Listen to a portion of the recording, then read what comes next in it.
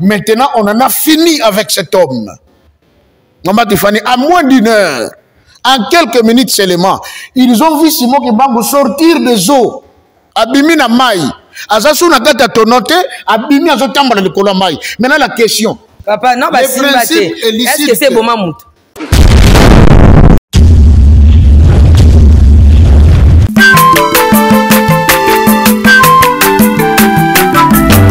Azamwana motote, boa kosangai. Abongwa ni pete, boa wangana.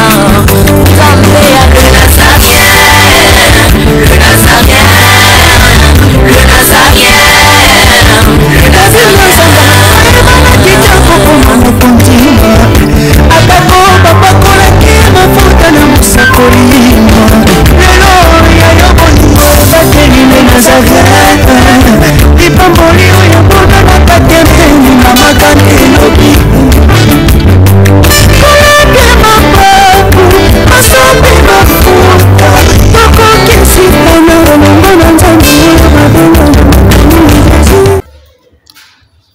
Shalom, bonjour chez vous, bien-aimés dans le Seigneur, très chers internautes, vous tous qui nous regardez en ce net moment, partout où vous êtes, on est ensemble. Toujours à mon poste, la princesse Maman Tiffany, la princesse de l'Éternel. Pour vous servir, c'est notre devoir. Servir Dieu, c'est notre plaisir, c'est notre devoir. Et cette émission, nous recevrons pour vous l'homme de Dieu, le docteur, le professeur pour les uns et le docteur pour les autres. Donc, Papa Joseph Kikonga. Mais avant toute chose, rendons grâce à Dieu à travers ces cantiques que Alain Kiakala va nous balancer, celui qui est derrière la caméra. Et on se retrouve tout juste après Mabé Nzambe.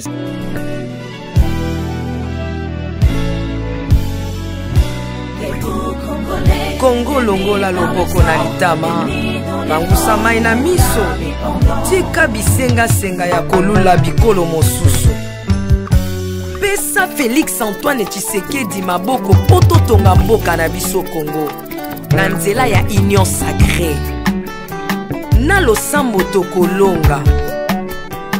Oh toi qui écoutes la prière, tous les hommes viendront à toi. Ingénieur Edi Kabé à la main de l'Éternel, prions pour ce beau pays et pour le président Félix Saint-Chrétien. Nzambe, Nzambe na Isaac, Nzambe, Nzambe na Jacob, Ozali, Nzamba Israël, lelo tokomo yembo Nzamba Congo, RDC, Nokananga, lelo tokomo yembo Nzamba Congo. Peuple croyant docile et social.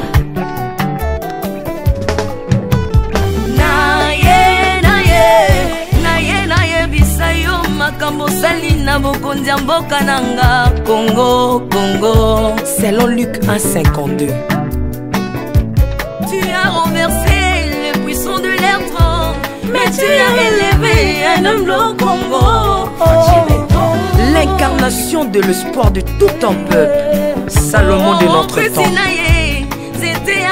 La sagesse mieux faut que le bruit des arbres. Peuple congolais, Komanakana, les lots ont posé, biso maswaya noa, bato balingi Congo, bakota nakat, pour mon peuple délige, comme mon bêta, libanda.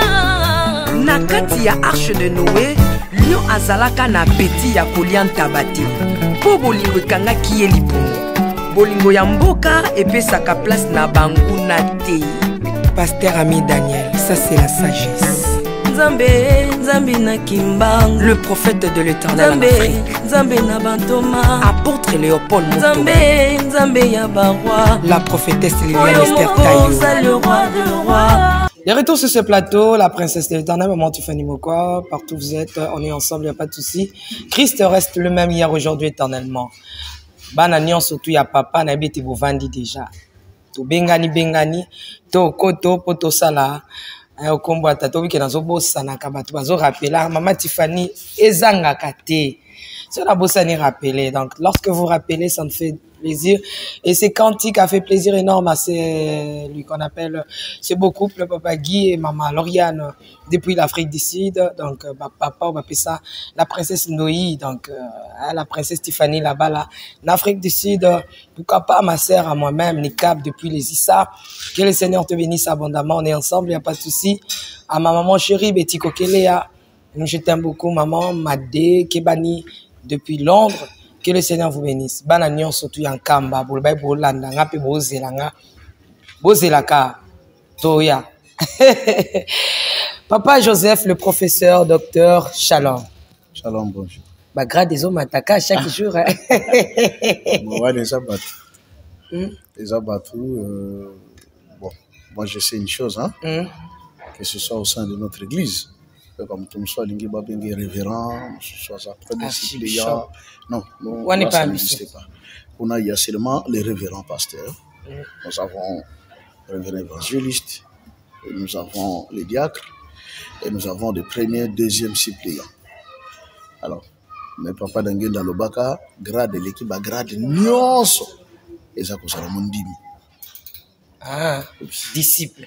Disciple, c'est le grade le plus important. Oui, c'est la disciple, oui, parmi eux, c'est vrai, on disait, les uns étaient des apôtres. C'est ça, non? Mais la réalité, non. Et tous n'étaient pas apôtres. Au bandit, des sous papa Joseph. Au bandit. Alors, on appelle ça les avant-goût. Oui, avant-goût. Tout apôtre était parce que la preuve, Jean, qui est allé en prison à l'île de Patmos, c'était un prophète. Ce n'était pas un apôtre. Parce que Jean a vu les mêmes choses que Daniel, qu'Ézéchiel. Est-ce qu'il était apôtre? Non, il était prophète. Est-ce que Pierre était vraiment apôtre? Mais je demande un peu, papa, le gos ok, ou permettre de répondre bonjour, nangai, bonjour, pour ça, bani ma Bible, oyo pour moi c'est un toqué, petit qui m'a capé ça na bandi ko la nombote. Bandi ko nyonso à travers le monde, mbote na bino, bandi ko poto, États-Unis, Europe, Australie, Amérique, partout bozali, en Afrique également, na pesi bino mbote. Je sais que mes coloniaux sont bolobaki papa, en tout cas on ne veut pas que Makambango Zakatan est belé parce qu'il y a un comment pensa ce qu'on dit, hein, donne-nous notre pain de ce jour. Pour le pain quotidien. Baloba qui est comme pendant lipa ya mokolo na mokolo. Ce que zani et ça la bien. Voilà, te peux simboter. Moi introduction les allez kakapo et méga déjà ko attirer attention, hein. Oh. Kolo yesu batuno ça kana bako bazaka bapo traité. Et to pesa na ko moi tata pardon. To pesa to zongela yango, to so batika fongo la prophétie pesa leçon. Merci bonga malabanda ku bisika bozali. Bana nyonso tout ya notre père. Bana papa. Ya biso pe ya bino ekoma kaka so tovandi boye tosangani moye tozanga te tosalaka okombo ya tata pe ya mwana pe ya molimo mosantu. Voilà émission na biso efungami papa mpona nini ntango yesu azalaki na bayekoli na ye 12 toka te babenga bango yekoli ke prophète Jean, apôtre Pierre, nani bazotama wanga nisoka ba disciple. Pourquoi Yesu a permis que lorsqu'azana bango yé moko permettre que ba tâche na bango yé bana déjà il a fait les uns comme le prophète, les autres comme les apôtres, ba docteur bazala kité na kati kiri na wana mais okol bana ke bazala ki mais ba banda ki ko benga bango te ce que les apesanga avec ça. Bon. Du vivant de Christ c'est vrai ba no benga bango bongote parce que bazaki ba élève. Moi, je suis dans la classe du moment où on a un diplôme, je suis beaucoup bien docteur. Vous comprenez? Beaucoup bien ingénieur. C'est seulement par sursaut d'orgueil, s'il faut le dire, lorsque nous sommes passés au niveau des universités, que vous avez par exemple médecine, tant que combien de gens à moi, hein, docteur, mais vous n'êtes pas encore au cas où vous avez diplôme. Il avait fait la médecine, mais il n'avait jamais terminé ses études. Alors, les apôtres, c'était pareil. Du temps que le Christ était avec eux, c'était des disciples, c'était des élèves. Et le Christ lui-même a dit ceci, un disciple accompli n'est pas différent de son maître. Donc, il attendait d'abord à ce qu'il soit accompli pour être égaux ou égal à leur maître. Alors, tant que commis égaux à leur maître, en ce moment-là, c'était possible que chacun soit reconnu dans son positionnement. Exactement, ça va nous finir là-bas, un bouton pour le tout le monde, on peut moi va passer un sous banda banjo teya. D'habitude ce na kambe za la bon papa qui est ce papa za mutu so à côté à té. Tant que mon zamba za wana donc ta bouger té tant que mon papa za na mutate à té. Ça c'est le pour le tout le monde même dans l'église, pasteur alingo tiki la mondimité. Ata ba disciple na ba té à té ka mona bango. Yé moko, ils sont finir là-bas école ne bouton té. Non, on a fini là bango bouton té parce que il était venu pour donc dit-on qu'il est venu apporter quelque chose de nouveau. Vous voyez? Oui, comme Ezalaki à Sika, il devait d'abord former ceux-là. L'apôtre Paul l'a dit dans Romains, comment y aura-t-il des croyants s'ils ne sont pas enseignés? Comment y aura-t-il des enseignants s'ils ne sont pas formés? Il faut d'abord que la personne soit formée. Ainsi, Tomoni, par exemple, doctrine. Le mot doctrine, ça vient du grec, non? La doctrine, c'est quoi? C'est un ensemble d'enseignements dispensés par un maître auprès de ses disciples. Alors, Christ peut t'envoyer à Yenalikamboasika parce qu'il dit, je ne suis pas venu abolir, mais accomplir ou amplifier. Et quand il est venu, il apporte quelque chose de nouveau. Je l'ai toujours dit, on dit, la loi est venue par Moïse, la grâce par Jésus-Christ et la puissance par Élie. Donc, chacun doit apporter quelque chose. Alors, maintenant, quand le Christ arrive, Ayebagi que je suis venu apporter la grâce, selon qu'il est écrit dans Ésaïe et dans Luc chapitre 4. L'Esprit du Seigneur est sur moi, il m'a oint pour. Dans le pour, on a déterminé ce que le Christ devait faire. 18, 19. Voilà. Mais papa, tu as tout excusez, Jean, c'était un prophète. Mais quand est-ce que, excusez, a commis prophète? Parce que, comme un prophète, le Seigneur,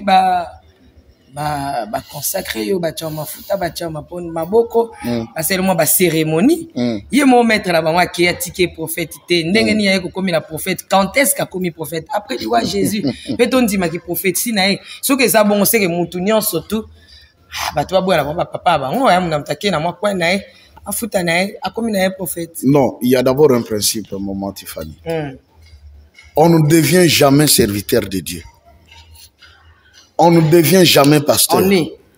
On ne devient jamais prophète. Mais on est serviteur de Dieu. Mutabota makamosa lianzambe. Mutabota maka déjà pasteur. Bébé azolela c'est un pasteur. Oh, bébé pasteur. Bébé. De temps où si c'était prévu que lui, il va conduire les gens dans l'œuvre de Dieu, c'est déjà un pasteur. Ok. Mais ça, bébé, la preuve, nous l'avons dans la Bible. Jérémie était un petit enfant, à l'âge de 13 ans, va parler, va dire aux anciens d'Israël.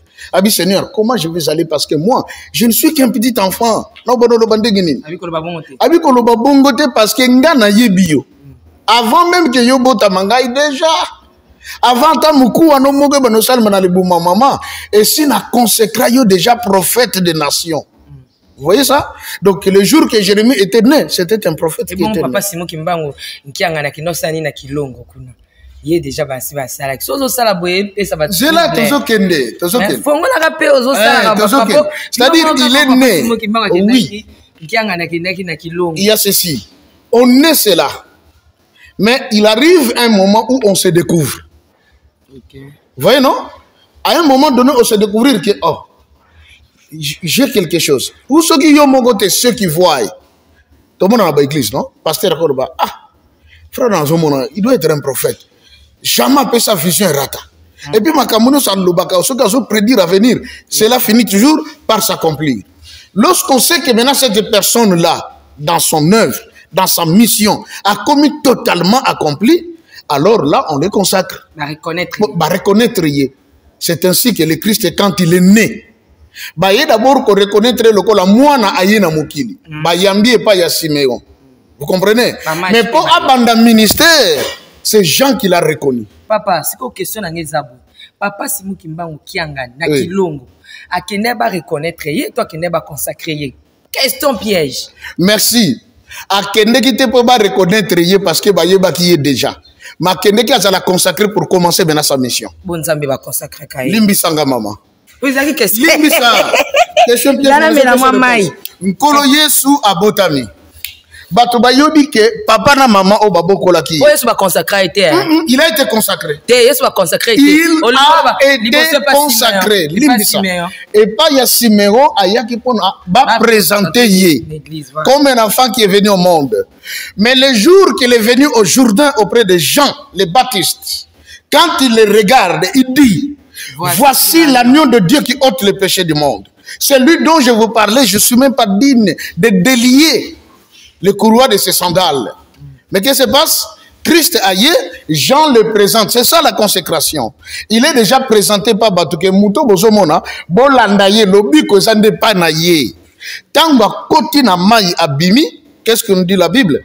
Que l'Esprit de Dieu est descendu sur lui sous forme de quoi? D'une colombe. Donc, comme une colombe, d'ailleurs, pas sous forme. Comme, c'est une comparaison. L'Esprit est descendu comme une colombe. C'était pour consacrer le Christ. C'est ainsi qu'à partir de ce jour-là, il s'appelait plus seulement Jésus. Mais au moment que Jean-Baptiste était consacré à qui? À partir de ce Limbisa, à partir de ce jour-là, il s'appelle plus Jésus, simplement. Christ. Et il devient Jésus Christ. Christ signifie Machia, c'est lui qui est ouin. Vous comprenez? Aïe na maï, Jean m'a présenté, Nesiko esprit qui était ça dit, et ouindre yé. À combien maintenant mis à part? Comment une différence? Alors, Tata Simon Kimbangani, ça revient au même. Les Kimbangistes savaient qui était cet homme. Il connaissait qui il était. Mais s'il est entré dans le Kilongo, c'est pour qu'il soit ouin. Vous y arriverez. Pour que commissaire, batele maboko. Non, non, nindo loba côté. Batele maboko côté. Ah, papa balobi ke ba bimisa ki ba papa ni osoli banda. Batika ni bango côté. Même yo mais azaki na papa na yete. Oui. Akimema ki na kati. Oui. Akisa le ba cérémonie. Bakendo sala de remise et reprise na kati. Ah, papa remise et reprise ça makala miso batelo ni ba boya la remise et reprise. Remise dans l'ordre spirituel. Vous savez quoi? Bakenda ki kuna na kati ko soko koti na dimension benga même papa Simon Kimbangu. Ya 1900. Aroye bisoke kuna basela ki ba cérémonie bali bazoka ka ba fleur réseau ningana ba fleur nyon surtout papa alo na fongolero komoko les chefs spirituels de l'église kimbangiste est le seul détenteur de ce qu'on appelle Mvala Lulendo. C'est quoi Mvala Lulendo? Le bâton du pouvoir. C'était un bâton que le Christ avait donné à papa Simon Kimbangu. Nous étions mais Ali enveloppé de la puissance de Dieu. Maman, c'est fini. Je vous dis la vérité. Papa. Parce que même les frères de papa Simon qui manquent de Basimba Kangote. C'est pas Basimba. Non, il est le seul. Papa, non, Basimba. Est-ce que c'est bon maman? Nana sa kufa Simba. Tango, tata Kimbango Zalaki Nango, les temps au Kende, Atikango pa ya tata moko komone Zalaka, papa Thomas Toufumana. Babano Lingango Bilamba, Oko Simbango Boy Anite. Ah, bah qui ça me souffre au zinga bilamba mais attends zinga maman te da simbi ok papa là tout ça ba miki ba non c'est que moi c'est kolia nkobate moi c'est kolia ninate moi c'est ko sala boete obi ke to bata maka na bikila na mutu so lenga na oliate mais tant to fongoli misu to lenko be sala pselo to lia ni on s'assure nane on s'assure ko bimayo on s'assure maman mo ali nkoba na sala nini e BBC société na bisolelo ezani to bois kisi bokoko.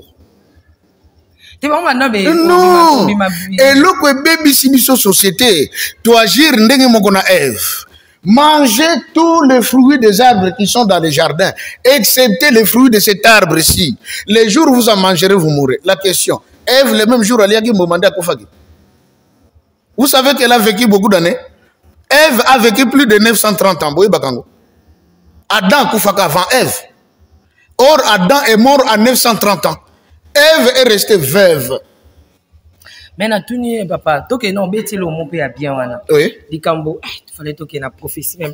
Donc, on a prophétie. Les autres, le belango pena. Naza pena na tina. Mais tika no makambo pas le beleza c'est rien. Pour makambo ya onde pe batwalinga.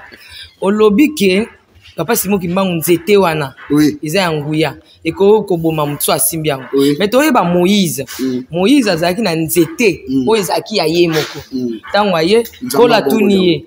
Ozana ni na maboko. Ko nzete ya papa Simon Kimbangu. Nguya wana elataki wana premièrement azwaki nzete wana wapi po ya Moïse ezalaki ya kopetre ba troupeau ya bokilo na ye papa Simon Kimbangu nzete na ute na wapi de 2 nzete wana ekomaki na nguya ndenge nini de 3 nzete wana esala mabomba mi babikamusi nini po ya Moïse toyoka sangwe ebongwana nyoka ebeta mai ekoma makila esala emela banyoka ya Pharaon nzete wana epasola mai bato baleka nzete ya Moïse esala makambo ebele oyo papa Simon Kimbangu olingi tokokanisa wana nzete ya Jésus ya yo esalani. D'ailleurs, ça va toujours maman Tiffany. Hein? On ne peut jamais dissocier Papa Simon Kimbangu de Christ parce qu'ils sont un. Quand on a eu Babiloko, je le répète encore aujourd'hui. Sans peur. Il n'a le bango ni honte, ni peur, sans embâche. Et je ne viens pas aussi ici pour me présenter aux gens. Ça n'a pas de sens. N'a le baga toujours. Ceux qui n'ont pas yébana. Au moins, ils conservent les gars, musique. Ceux qui aiment la musique profane, basaraki osage akende kaka na concert pour nani alingata la jibempiana alingata la werason. Donc d'après ça alingi bato baye banga, je vais chercher quelque chose de ce monde, les gens me connaîtront. Mais si je viens parce que j'ai été mandaté, et je le répète encore, Papa Simon Kimbangu, cet arbre là, comment dirais-je, c'est ces bâtons qu'il avait. Babuka yango na esika moko babengaka zumbu diakela nankamba tokokoma wana okendo sala émission boko msinga pe bisika ngo bele nkampe na komite kasi tokokoma te nazoko peso bavangu tant tokoma na biso mama Tiffany omoni place babengaki zumbu diakela ona ro yango yo esika bakata nzete sushi nango ti lelo eza nzete wana na Kikongo babengaka ngo mwindu elakisi moyindo ebota bambuma moko ya mike ya chocolat soko liango etiki olole momoi noir.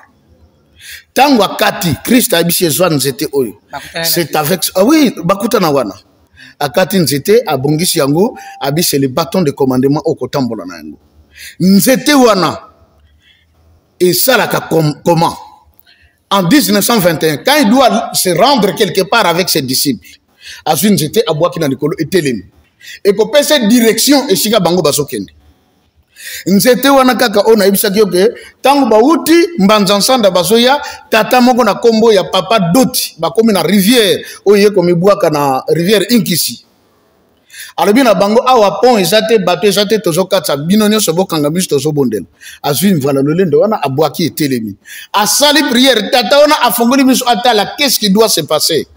À sa grande surprise quand il a dit amen bato nyonso bakomi na ngambo tata wana tikala yemo. Le temps qu'il a voulu forcer Ayako traverser à côté d'Amba Inde Bangado Bakanga Baliaï. C'était wana le jour bazoya kokanga papa Simon Kimbangu. Alobi boy. Na moni batu bazo tabipai na bipai bazoya awana Yerusalem me pona lobiko. Mengai lelo eza mokolo na ngai ya kokangama. Alors na lingi bango pe bazo lobiko bisika bazali. Atalisa nzete wana les 4 coins cardinaux. Vous savez ce qui s'est passé? Demandez chez les Bakongo, ils vous diront. Il y a des gens qui guérissaient en route. Non, non, comme ils n'ont pas battu. Koka tele minanzela. Babana koyan e bembe nanzela kuna e bembe sekui. Bego isa baba Simon Kimbangu auto ko zonzete na ye atali si na nord na si na est na ouest ne makamnyo so bino bo vivre. Et jusqu'aujourd'hui, nzete wana epesa makakaka à celui qui prend le commandement de l'église. Question. Toujours dans ma nzete wana. OK. On a vu que Christ là papa Simon Kimbangu ba koko dissocier bangote. Baka eloko moko. Moto moko boli. Exactement. Il est dans le père et dans le fils. Mais pied soit un nzete. Parce que mutu o ba pesa nzete ba pesa pouvoir. Donc les ba pesa oh yo bisaki ngaki papa Simon Kimbangu na Christ ya zalo kwa papa ya Yesu. OK. Donc ya zali neti elo. Merci. Jésus a Elohim. C'est là que malembe. Question n'angeza boy. Yesu sur terre étant Zambé, na samabele 100% Christ et homme 100% Dieu. Azala qui na bâton parce que yé moko azaki pouvoir. Mais Moïse mutazaki na bâton pour ba pesa et pouvoir ba simbisa pouvoir au simbisa. Lorsque zo ba papa Simon Kimbangu azaki na bâton, ngolo ba ke puis ba pesa ki pouvoir ko pesa zaki na ngote. Au moment où deuxième question, au moment où déjà parti à question, il y a nzete zo l'accéder à Jésus azé Elohim, il y a zo et Jésus azé lo, il y a zo kitamo Elohim. La deuxième question, de lors que atiki nzete wana, c'est que bisika zali azé suna nguya te po yango ne bando sala bikamusi. Ezaki ete nzambe mutando sala bikamusi, nzete mutando sala bikamusi. Question. Merci. Laissez-moi vous répondre clairement.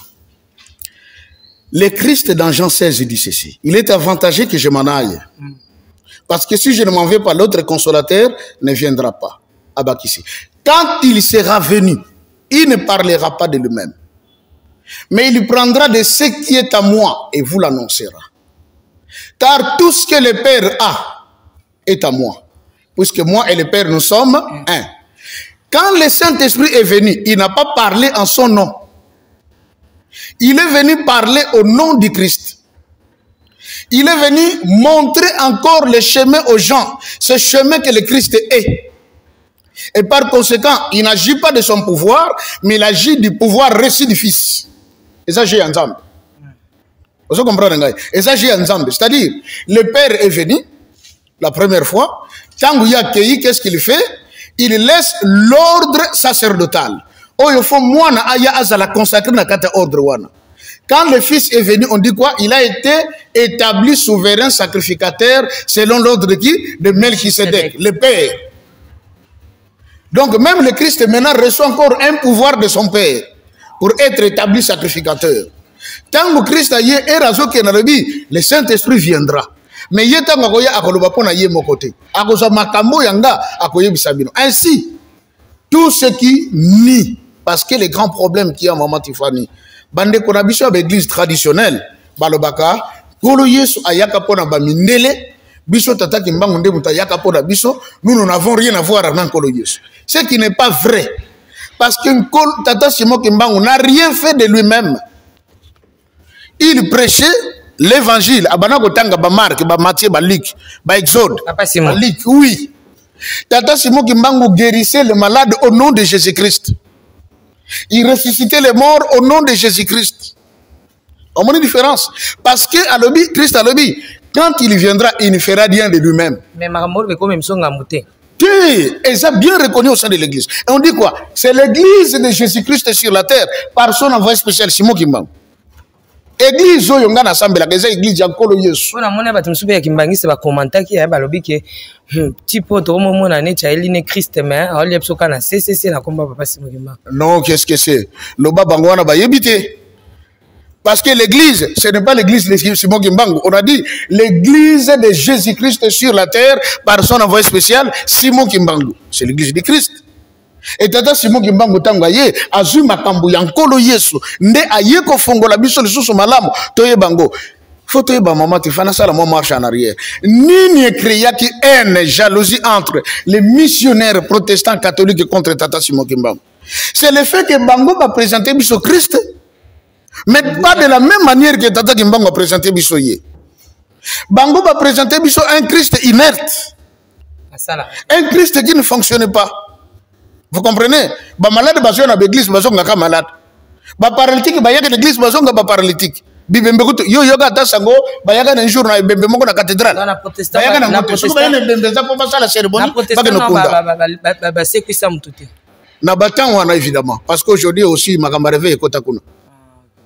Na batan wana. Si ko bayeko mona de c'est Simon Kimbangu qui était avec nous. Moi on obligé de former selon Bango.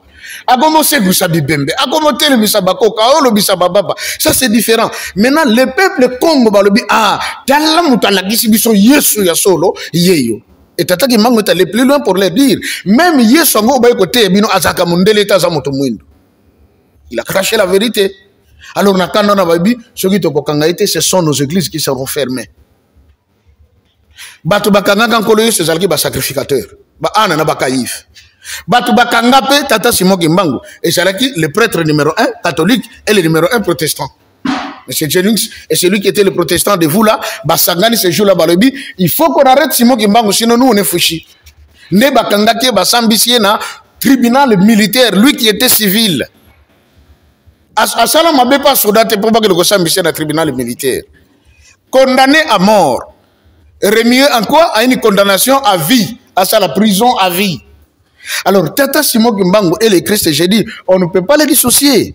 Donc, quand il agissait au nom de Jésus pour montrer aux gens le vrai Christ. Ne pas comprendre. Maintenant, après lui, c'est alors que nous avons compris. Vous savez, nous avons fondé le comme quoi.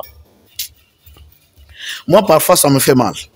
Au moment où l'église de Zébélé, Partout quand on passe, au nom de Jésus, ah Jésus, ah Jésus. Oui, parce que tu as tout ça dans la perdition. Le Christ, quand il a fait son œuvre, il a fini, il dit quoi? J'ai achevé l'œuvre que tu m'as donnée. Prière sacerdotale, hein? Jean chapitre 17. Vous comprenez? Abina silisi musala oyo pesa kinga. Pena batunyo so pesa kinga mutomoko bungi azate excepté les fils de la perdition. Ce que ce qui dans Hébreux 7 et Hébreux 8 où on décrit le Christ comme étant le véritable souverain sacrificateur selon l'ordre de Melchisedec.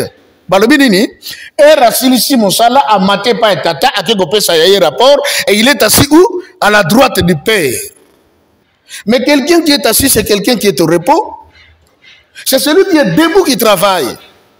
Non, le même que je suis votre avocat auprès du Père. Donc, nous avons vendu pour vendre, avandi pour l'obaka, avandi pour intercéder, avandi pour ma camion. Merci. Mais il y a lobby, tikangana kende pour que l'autre consolateur vienne. Quand il viendra, il sera avec vous et il sera en vous éternellement. Le temps auquel nous sommes maintenant, et j'attends Yamouli mon centre. Le Christ est au repos. Il attend son jour de retour pour juger le monde. Mais nous, on a confondu. Nous connaissons Salim Moussala à la Kisibisonzela, à Koufeli Bisso. Bon, papa Joseph Tossan, nous devons maintenant nous adresser au Saint-Esprit qui est le patron de cette génération et la dernière. C'est lui le patron de la 4e génération. Yende Moutaye pour conclure Makambutu. Au dernier jour, le Christ reviendra. D'ailleurs, tout le bagango tango Yeshua koya. Le Eriakoya, c'est pour mettre fin à tout. Juger le monde, Koko Tsabayenge Bede, Nesika Ouessenge. Il fallait qu'à combat Jésus tanga maming parce que que Jésus a eu le nom, il a reçu le nom qui est au-dessus de tout nom. Bon tant que Tobengana ba démon, Tozosani, Tobengana comment mon nom santo. Mais c'est le même Jésus qui nous a laissé le Saint-Esprit, non? Il a tout galette Tobengana ba démon. Sors au nom du Saint-Esprit, sors au nom du Saint-Esprit. C'est l'ignorance. Oui, mais c'est l'ignorance parce que nous sommes ignorants. Maman Tiffany. Awa ozo sali samusala. Babengi yo quelque part ozo kende. Okoti na mutuka. Olobi bon, ngai na kei na tikele bino papa Alain kakala. Makambo nyonso botu ne pa na ye. Pendant que yo déplacé batu bazo sala misala ba komi soko benga yo. Olobani. Il y a dérangement. OK. Et moi, pasteur a trouvé Batou, trop compliqué. Mais le Christ est parti, il a fait son travail, maintenant il est allé se reposer, il attend le jour pour juger le monde, mais il nous a laissé le Saint-Esprit. Mais moi, ensemble dans le Saint-Esprit où il est. Mais il est avec le Saint-Esprit, donc le Saint-Esprit, le Père et le Christ sont un. Oui. Oui, mais parce que lui et le Saint-Esprit sont un de bango. Mais la dispensation dans laquelle nous nous retrouvons aujourd'hui, tant on te commis et tant il y a mon centre. Pourquoi tu as la recours de Nzambo Moïse Abanako Belel Nakal?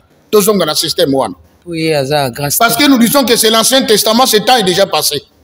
C'est ça, n'est-ce pas? Que tant on a fait l'équipe, et il y a Moïse, Abanako Tumbambeka et tout le reste s'est passé, maintenant Christ est ailleurs. Mais Christ est en ailleurs, le Bingdapen a été mon centre. Le point qu'on n'arrive pas à comprendre cela, ce qui fait que nous sommes en train de patauger. Or, il faut que tant on te commis, et moment, il y a dispensation, il y a Saint-Esprit. Et qui est le Saint-Esprit? Du moment où nous allons découvrir qui est le Saint-Esprit, quel est son temps, c'est alors que tu as mozindo. Maman dit que tu as musica. Parce qu'en réalité, ma camtono le bila aussi le mystère de la divinité. Yonde mutosiko yena makamo ponga na yaki peanto zaka na prophétie. Mais yo bandi suko fonga papa Joseph. Et on se professeur aucun na leçon, aucun cas. Il faut te comprendre, maman Tiffany.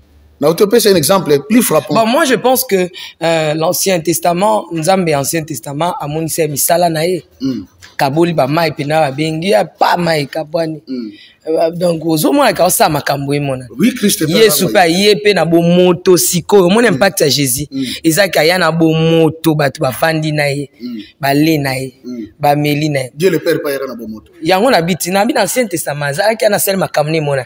Siko yo Christ ya ye pene zaki boye pena bo mona ye bo lia na ye asel pe impact ya makambo ye bana sikoyo mo bulu ye keza mo place wana pona monimo mo santo balobi na biso que c'est la personne du Saint-Esprit mais siko ba tunde po ba communier na ye ba mo aneti non c'est facile et puis pourquoi ba to beso ko communier na yete la majorité de ceux qui ne savent pas communier avec le Saint-Esprit sont des noirs. Parce qu'on les a dit que le Saint-Esprit c'est un homme noir. Et on se dit, Nzamba ko sala mutu mwindu te. Parce que ba tchabiso na mitu ke Nzamba sala ka mundele. Alors que Dieu a dit faisons l'homme à notre image et selon notre ressemblance. Et mundele ye moko mundele. Aye ko yebisa biso ke mutu liboso Nzamba sala asala ga en Afrique. Or to yebi que les Africains antiques n'étaient pas des blancs, les Africains antiques c'était des noirs. Or, si cet homme que Dieu a créé était noir, alors Dieu est de quelle race? Ou de quelle couleur? C'est que Nzambe est noir. Et la Bible peut pas préférer. Dans Daniel 10, on nous parle de celui qui est assis.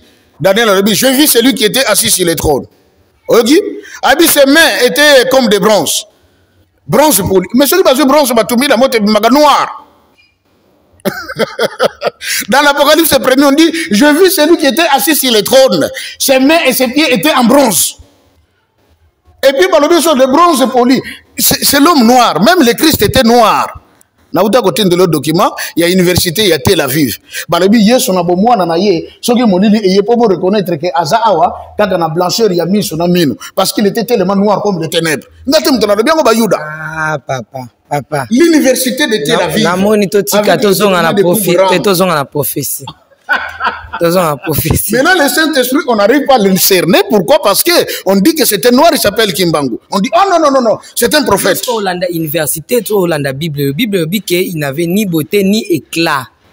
Et non, mais quand on dit qu'il n'a ni beauté ni éclat, ça ne signifie pas qu'il n'a pas de couleur de peau. Mais Bible dit que c'est un moutou. Oh non! Bible moutou le bien, le bien, ses mains et ses pieds étaient de bronze. C'est la Bible qui le dit. Non, on a oba monaki, Jean monaki la vision. Parce que la vision, je me suis mona boya.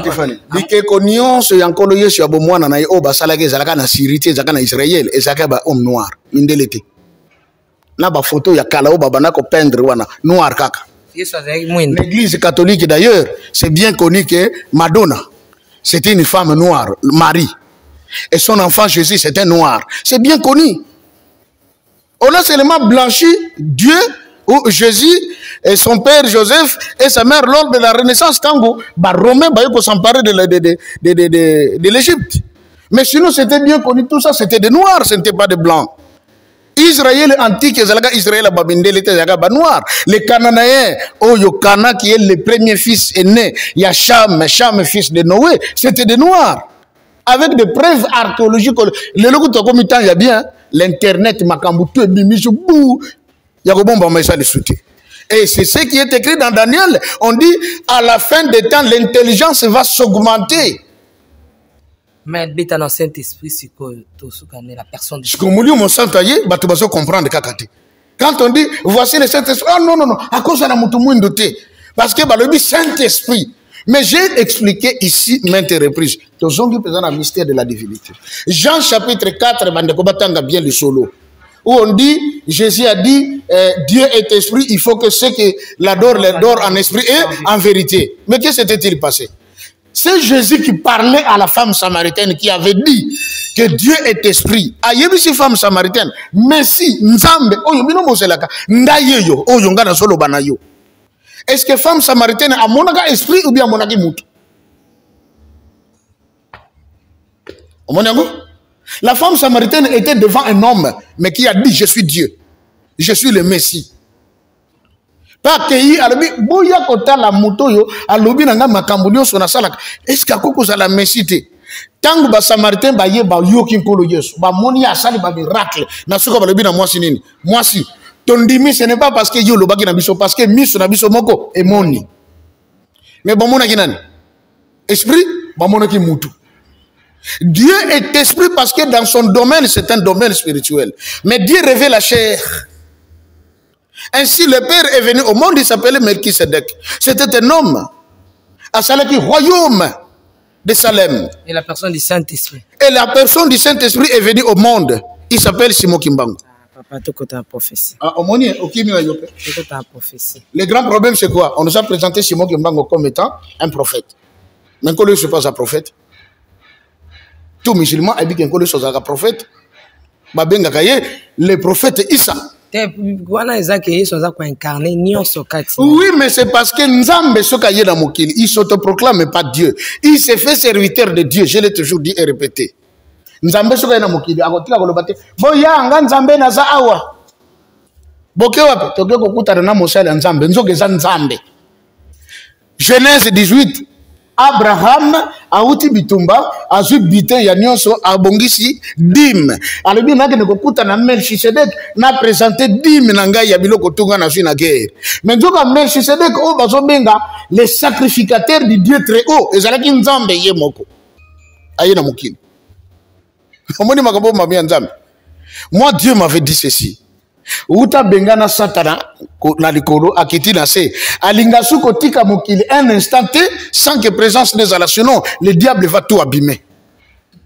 Et bon Nzamba yaka vanda kana biso bato meto prêter attention te parce que quand il vient il se fait serviteur de Dieu.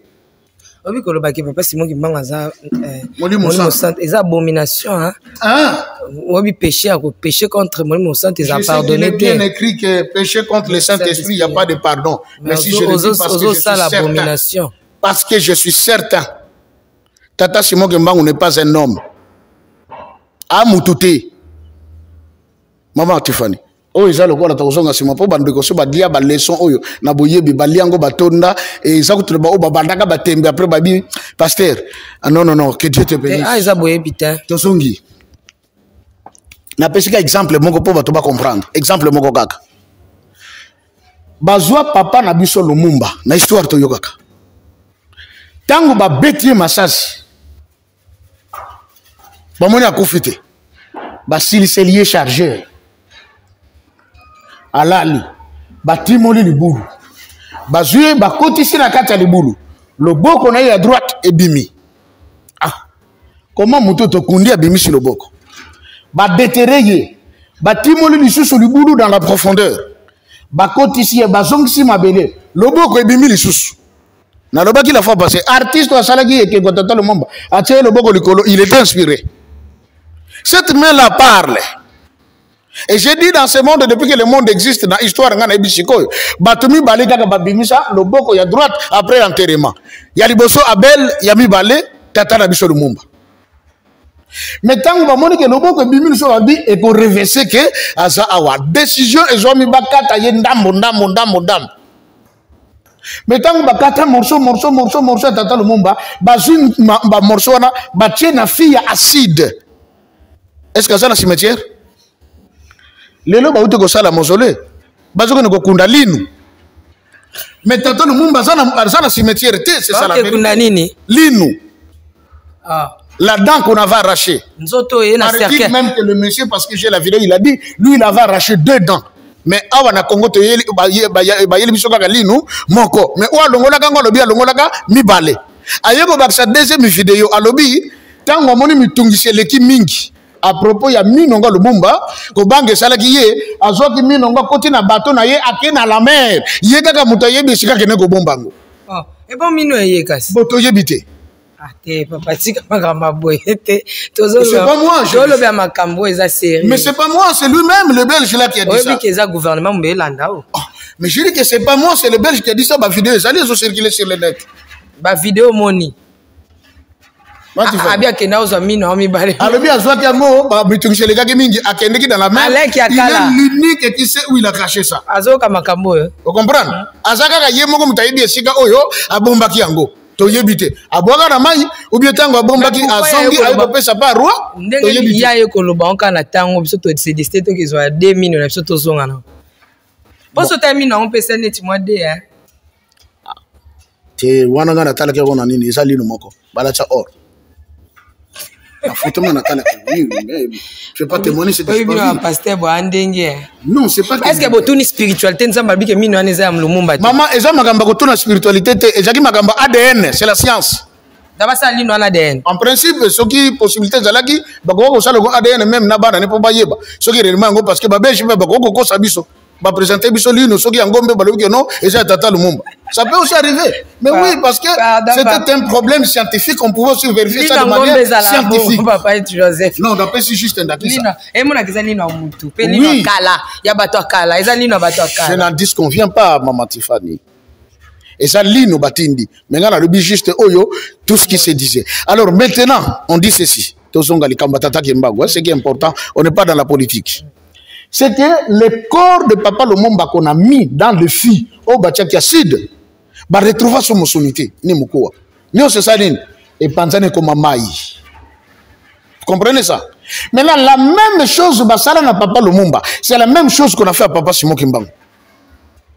Bazwaki Papa Simon Kimbangu awa na shani metal kitambo magasin na simawana bazwi fi ekoti eza na musée tango tokozoke na nkamba komona yango na musée na ba photo nango awa bazwi fi basali yango ya bakasi bazwi tata Kimbangu bakotisi na kati bazwi baside na banyi batie ali bazwi bakangi couvercle balobi bo souder yango bien atali dusu ezala te kota lumière pamba te soki moi lumière ekoti pour certains qui sont avancés dans l'occultisme en présence de la lumière akoki ko s'évader bakangi basouder babouaki dans le fleuve tono wana ekeiti na lutendele sika na kenda kamabondeli ere komi na tourbillon wana lutendele tono ekiti ekoti na kati bato babana ko sala makambo contre Papa Simon ce n'était pas de petites personnes, c'était des grands et dans la magie. Pe ba yebaki ke tourbillon o ezaka na lutendele ezali porte ya monde de ténèbres, ezali porte de sortie à ba sirène.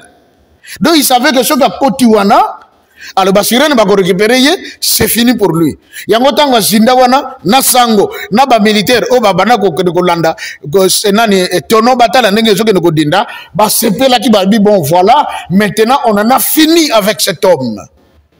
Maman Tiffany, à moins d'une heure, en quelques minutes seulement, ils ont vu Simon Kimbangu sortir des eaux. Abimi na mai.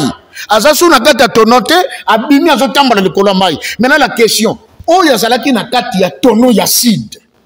Na oyo abimi azo tambala na mai, c'est la même personne.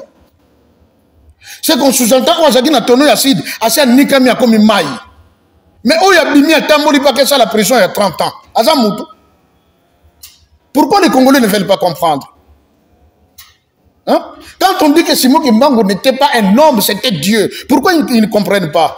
Moutoubati na tono si babwa ki na mai tono était kota kuna na se. Mais tango abimi mundele te mutakota na kata ke fungo na tono po Kimbangu abima. Il est sorti du tonneau fermé abimi ndegedemi. Et il commençait à marcher sur les eaux direction Brazzaville. Ba militaire congolais ba komi ko bondela ye tata Kimbangu ko sala boete ba condition ko ba yoke ke yo kimi yoke Brazzaville o tie biso na problème na ba famille to ko sila awa abaluki azoya ko tambola likolo ya mai mama toke na fleuve kona meka kaka wana soki to kolela yote et il a marché à yeti esika bango bazalaki atambolaki en esprit en esprit. Mais nous avons dit que Dieu est esprit. Voilà qu'il l'a prouvé. Je ne compare pas, je viens faire voir aux Congolais, Batika Kola la Pongi, Tala Maman, Namikyo Tambola. Mindele Bako Sabiso. Les Blancs connaissent qui est Simon Kimbangu. Très bien. J'ai la lettre écrite par M. Frédéric Ansens, secrétaire du pape Jean-Paul II, à l'Obaka Boyi. En 1992, ce qui n'a pas sanité. Tout ça en sorte que l'ingomba ya Simon Kimbangu est mis côté en Europe dans tous nos pays avant l'an 2000. Ce qui te traînait après l'an 2000, c'est fini pour Nabisoto Souki. Pendant que le peuple n'a pas bien noté, Bisoto profité na yé. Parce que Nzamba tika lola kité na se aye na peuple n'a pas bien. Ça c'est la lettre du secrétaire du pape. Par le biso qui te sala makambo oyo, bambo na biso bako tambola na mituka. Mondele, narobaka toujours à la Kamukende kwa Nzambe. Quand il sort sa parole, il y veille quand même pour l'accomplir. Nata la course ya ba camion, bamboa bazo sa la course ba camion, mboa zo komba mutuka. Jour natala konga bia ya vision ba mindele kokisami. Et la vérité l'église kimbangiste est en Italie, l'église kimbangiste en France, et en Belgique, en Allemagne, en Autriche. Vous voyez ça? Après si bango recommandation ba soutenir ngomba bache. Bamboa na bango batambule na mituka. Mais oya biso bakena koluka biluka kolela ba poubelle. Vous imaginez ça? L'homme blanc connaît qui est Simon Kimbangu. Et ils nous ont fait en sorte que Bisoto ye bayete, Tofinga Kaye, Poto Salana passe. Merci beaucoup, papa. Et si pas Koufanel Campé, Akoufate Asana Bomo, il s'appelle Simon Kimbangu Kiangan. Oui, ma Kamboy. Namon Atena na wako longo nangango. 32 ans na sali na réveil, 32 ans. 20 ans comme pasteur. Donc na TI na formé bato baza ba pasteur. So que na Brazzaville il y a une maman na ce exemple boko. Elle s'appelle maman Rosalie Yosoba. Hein? Elle était ivrogne par jour voici sa casier Yamasanga. Mais le loi a fait ce miracle. Je l'ai pris dans cet état comme ivrogne. Na formé na TI na la là. J'ai prié pour elle. Le là comme malade et quand elle prie du coup tu es guéri. Vous voyez ça? Mais quand je parle de Papa Simon Kimbangu, parce que après les 90 jours de jeûne et prière, j'ai vu autre chose. Merci, parlons de la prophétie de Papa Simon Kimbangu. Baba Tiffany. On me dit Makambo, ba Congolais faut te bango bien. Ceux qui ont maîtrisé Makambo, oh non, c'est toujours de la et aussi là. C'est ce que lui veut. On est venu nous tromper. Na suki sika na mokose.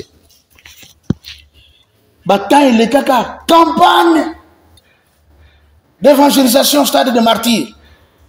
Les référents étaient à outil en Europe, à outil en Amérique, à outil en Asie. C'est quoi le lieu de ça ne m'a sauté pas? Pourquoi pas je sauté? Il y a plus de gens au Congo qui ont besoin du Christ. Le monde évolué. Modernisation. Non, non. Ils ont conquis le Congo. Ils ont conquis le Congo. Basalaga de non bango. Babisoli to tiki ba Congolais on a baye banzamba solo. Na biloko nyonso bazakana on a mabele na bango ano. Ba konza bisoto. Bazali kolo na bisoto. Et nous, on va pleurer. Qu'est-ce qu'il faut? On doit continuer à les aliéner encore davantage. Bandi melaka makambo ya biso. Yango bayati. Tango baye, batei bazu ba pasteur, ba former ce qu'on appelle les plateformes. Tant que basali ba plateforme, ali bazu tel pasteur ozaki pasteur okomi archibishop, archevêque. Jour bazo consacré bazu chenette ya moulayi, balati sio na croix. Ali bazu moi qui pas moi ba calice ya comment on appelle?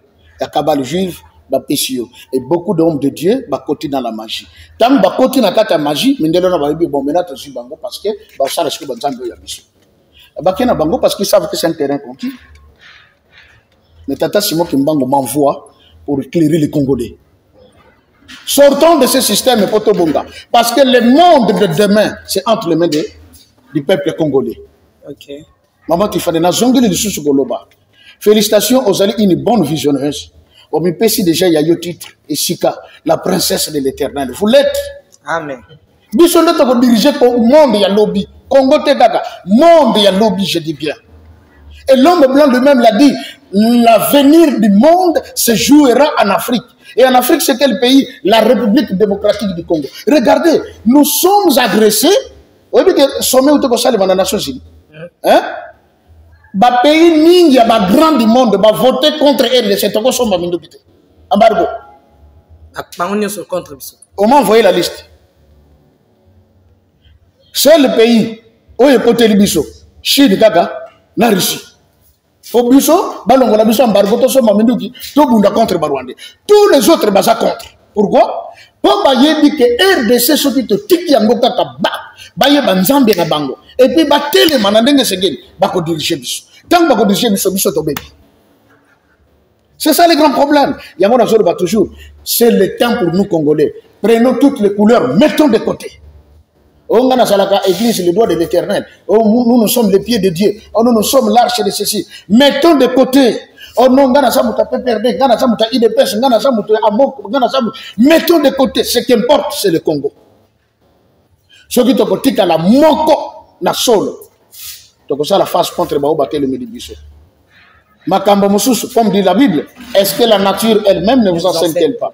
En 98, tu as tchecké l'Ike Panzambe. À confondre Barondeta. Moi, si à Zem, à Tangi Rwanda, ça n'a munduki. Mais moi, si à Zem, ça n'a nini, je sais pas qu'on la foufou. RFI, Baloba Boye, Dieu est congolais. Il y a un miracle au Congo, du jamais vu. Une femme enceinte qui attrape un militaire armé et le militaire en train de trembler. Soldat,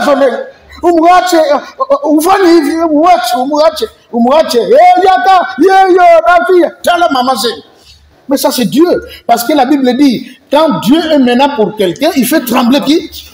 Et alors? Parce qu'on s'en bien.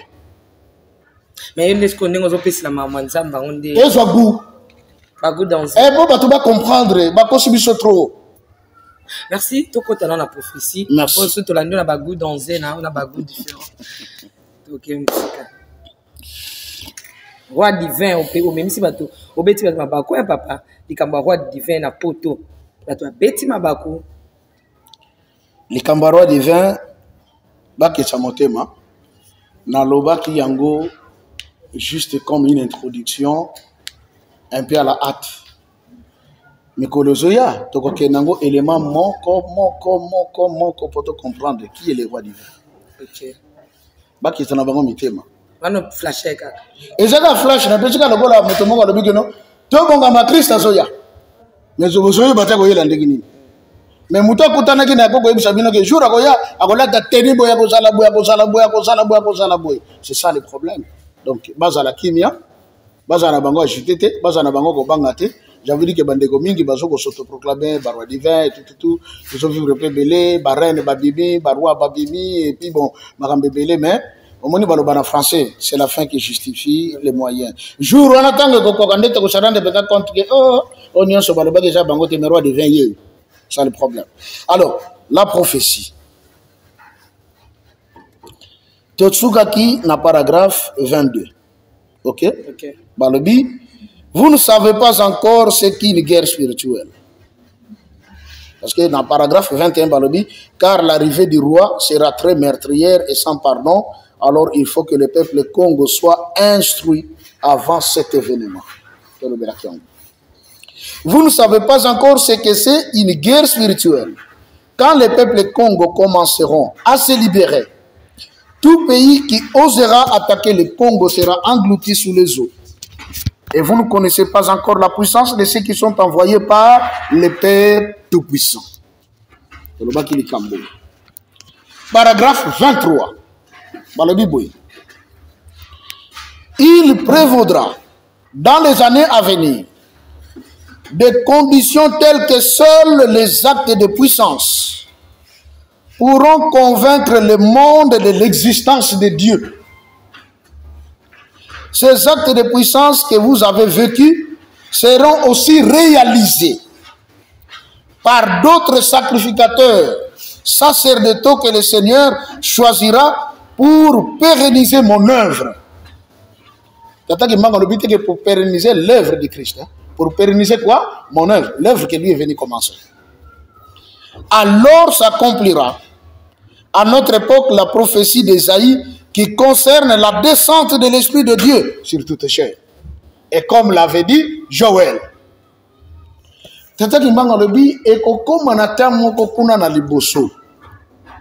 Il faut acte moko ya puissance ya makasi.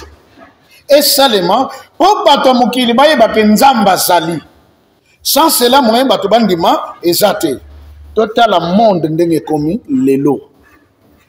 Je suis en train de dire, Maman Tiffany, que nous sommes arrivés à un moment où un nouvel ordre, Yanzambe, pendant que Bana Satana Pe, Bazoko s'apprêtait à un nouvel ordre mondial, Oyabango.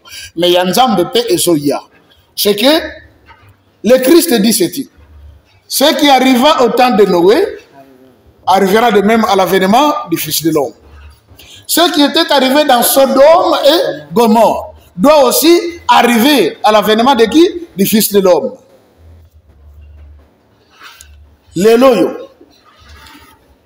L'église protestante, il y a Suède. Baouti qu'on voté loi. Pas de gouvernement. Ensemble avec l'église protestante. Que désormais, les homosexuels, leur mariage peuvent être célébrés dans l'église. Protestant. Oui, en Suède. J'ai la vidéo. Dans l'église. Dans le niveau de l'Europe, l'équipe a passé les déclarations. Alors, les homosexuels sont aussi des enfants de Dieu. Nous ne devons pas les marginaliser. Nous devons communier avec eux. Ils doivent être avec nous. Mais Mutuna, ni ne tinda kanzamba tumba Sodome na Gomorrhe. Est-ce que maintenant, Bishon est commis plus que Nzambé? Mais cela devait arriver parce que c'est la parole de Christ. Que avant de comme on attend Yasuka Nzamba clôturer makambo seulement na Sodome na Gomorrhe. Mais bali babala na ki bango na bango. Basi babala na ki bango na bango. Batu babala ka banyama. La zoophilie. Awa tomoni jeune pasteur azo sansanzoto na mboa. Les vidéos existent. Moi ko wanga nango ezate parce que soki bakaninga ba loba eza yo pasteur Joseph oh eza yo. Et puis vous avez ma mission mokilité azanani pasteur asimi me micro eria shenda manakuria baba shende mais na buto zalaki na mboa. Et il impose les mains aux gens pour donner quoi? Car la Bible dit l'homme ne peut donner que ce qu'il a. On dit tant comme j'ai cherché le monde, je l'ai trouvé dans l'église. Mais le Christ a dit il faut que ces choses arrivent. Pour que tu vas comprendre. Or, il faut des actes de puissance. On peut prouver que Nzambe penza zali. C'est quoi acte de puissance en maman? Ezoya, et ananzela. Et ananzela. On me dit que ce soit un réveil Tolobaka. Tobalobaka. Congo ezando kanzamba. Nzamba so suscité armée moko ya basali ya Nzamba bako telema. Tant bako telema bako bouger monde. Elo bamakate. Tata ki mbango shalo bango kala. Alors bien wa. Que ces actes de puissance que vous avez vécus seront aussi réalisés par d'autres sacrificateurs sacerdotaux. Bamususu pe bakobima na tanwana. Comme ce qu'on a fait zango. Bakoya bangope oyo Nzamba kopona. Pour pas pérenniser mon sala oyo yetata simo gembango bandaki. Raison pour laquelle nous sommes là. On est en train de pérenniser l'œuvre et Koufaté. Batoubaye ba qu'est-ce que cet homme a fait? Qu'est-ce que cet homme est? Et il dit, alors s'accomplira une époque où la prophétie qui a été dite par Esaïe et Joël s'accompliront dans les derniers jours. Joël 2:28. Je répandrai quoi? De mon esprit. Sur toute chair. Vos fils et vos filles. Ok. Et je vais te choquer. Je vais te dire, Satan, ça tellement compliqué, maman Tiffany. Satan il a dévancé Nzambe dans les cambons Nzamba lobby. Avant de commencer à faire vivre ce qu'on appelle les vents prophétiques. Mais qu'est-ce qu'on a prophétisé? Dans ce monde, on a dit cinglé, il y a rouge, et après? Et après? Ce que vous avez dit cinglé, il y a rouge. Et ça, l'ini. Et ça, il y a l'embattu. Il y a signe. Hein? Signe. La précision, hein? C'est comme message, il y a la précision. Quand les belles professionnels Obama qui awa depuis en Congo, échanger ni. Échanger ni. Ce qui peut te lobby parmi tous les prophètes au Bibi na Congo, excepté Tata Simon Kimbangu. Nanya loba ki likambo otozo mona penda ndenga loba ki ndenga ngozo salbe. La prophète. Ah loba ki. Hein. Et sale. Oh to moni ke makambo ya loba ki wana tozo na penda ya ngozo salbe.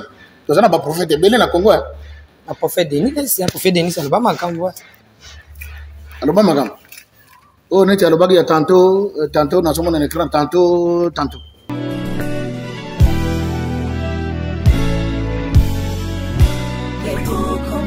Congo longola loboko na litama, bangusa mai na miso, tika bisenga senga ya kolula bikolo mosusu. Pesa Félix Antoine Tshisekedi maboko poto tonga mboka na biso Congo, na nzela ya union sacrée. Nalo sambo tokolonga. Oh, toi qui écoutes la prière, tous les hommes viendront à toi. Ingénieur Edi Kabé à la main de l'Éternel, prions pour ce beau pays. Et pour le président Félix Saint-Chrétien.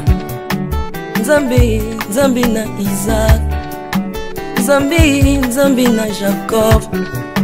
ozali nzamba Israël lelo tokomo yembo nzamba Congo RDC Bokananga lelo tokomo yembo nzamba Congo peuple croyant docile et social.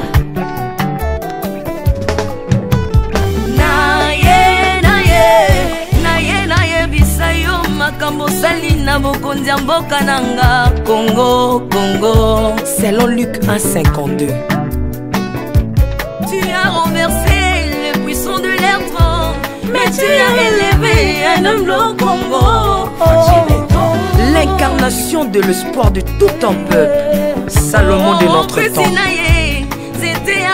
La sagesse mieux faut que le bruit des arbres. Peuple congolais, Komanakana, les lots ont posé, biso masuwa ya Noa, bato balingi Congo, bakota na kati, pour mon peuple délige, comme mon bêta, libanda.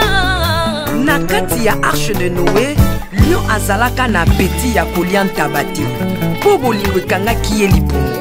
Bolingo ya mboka epesaka place na banguna te. Pasteur Ami Daniel, ça c'est la sagesse. Nzambe, Nzambe na Kimbang, le prophète de l'Éternel en Afrique. Nzambe na Bantoma, apôtre Léopold Moto. Nzambe, Nzambe ya Barwa, la prophétesse Liliane Esther Tayo. Le roi de roi. Yondo zalaki na David, Yondo zalaki na Salomo, lelo tokomo mono Kajafati. RDC lelo tokomo mono Kajafati. RDC mboka soki ekambami na bana mboka ya solo oyo balingi mboka ekole ekomaka terre promise. Pasteur Koutino, Mameri Koutino, Accent Mungu Baba. Bolingo na yo na mboka ya Congo lelo oabuze biso masuwa ya Noa, bato balingi Congo bakota na kati. L'Afrique a la forme d'un revolver dont la gâchette se trouve au Congo. Mwambi Wanzambi, Alpha Lukau, Lomba Bwadji Tungaje. Maman Denise Nyakero Tshisekedi, Konsesi pour papa. Acte 24, verset 3, Code Ambo Kanangai.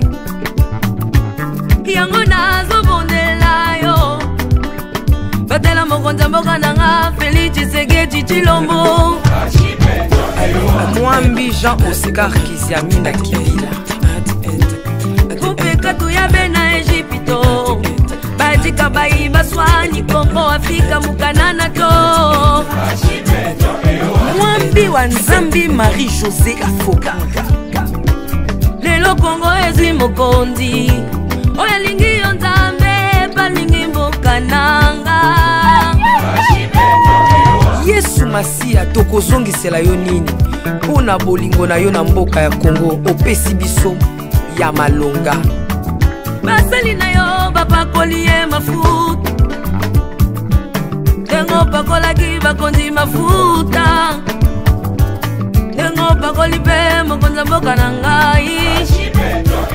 32 plus 18 epesi 50 nano asali 50 atandeli Yesu na Congo, Congo ekobonga kaka. Mwambi Roland Dalo Mwelamani, Mwambi William Tindwa Kapanda, Jacques Kanguta, Congo eza Mwambi Wanzambi. Este ya Congo eza eteni moko ya nzoto ya Congo. Basi na bino eza basi ya Congo moko. Ekimela na biso nyonso na Congo eza kaka Yesu. Mwambi Jedao Lumana, Mwambi Marcelo Tunasi Mwenamani, Mwambi François Mutombo, voici l'homme Mwenamani. Pona bokonzi Congo Afrika, Union Afrika yaka to célébrer. Okoki kozala na tendance na yo kasi oyo ezali likambo ya mabele célébrer. Mwambi Godempo, Mwambi Tambuluko, tu as un Mwambi Jean Bosco Kindomba, Israël Lamani, le pasteur Freddy Odiembo. Voici comment l'Éternel a tendu sa main dans mon pays. en nous donnant ces bons présidents Félix Tshisekedi. Le Congo doit changer parce que vous avez un beau pays. Et je vous fais le serment que d'ici la fin de mon mandat, vous allez voir un Congo nouveau.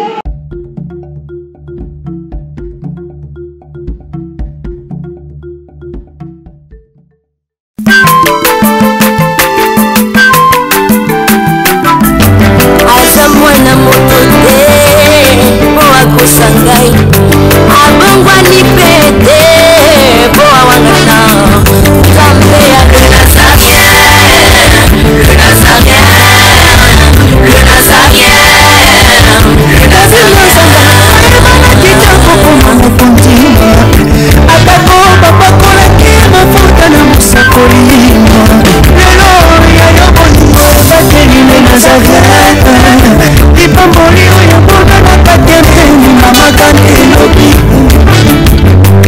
koleke mapapu masopi mafuta tokokisi mpona mbona nzambe oyo mabenga